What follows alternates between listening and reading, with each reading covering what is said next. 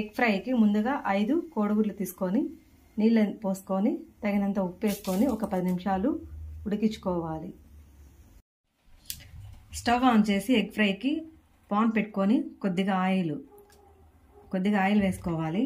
Oil వేసుకున్న తర్వాత cut చేసుకున్నటువంటి ఆనియన్స్ వేసుకొని ఫ్రై చేయాలి.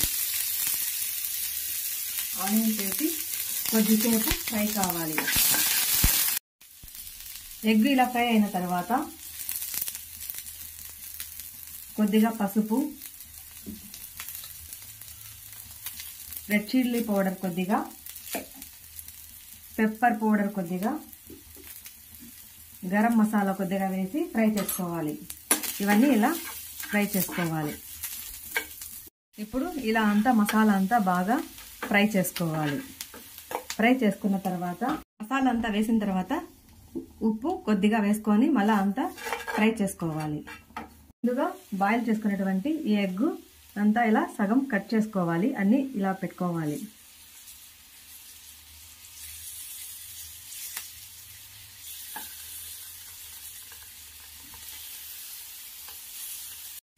ఎగ్గునంతా ఇలా అనుకుంటే అంతా దానికి మసాలా అంతా బాగా పడుతుంది. కొద్దిసేపు ఇలా చేయాలి. ఇప్పుడు ఎగ్గుకి red chilli powder, pepper powder, మసాలాలు అన్నీ వేసి కలిపాం కదా, మసాలా అంతా బాగా కలిసి ఉంటుంది. ఇప్పుడు మనం సన్నగా కట్ చేసుకున్నటువంటి కొత్తిమీర వేసుకున్నాం అనుకోండి, మనకు టేస్టీ ఎగ్ ఫ్రై రెడీ. ఇది అన్నంలో అంతా కలుపుకొని తినచ్చు.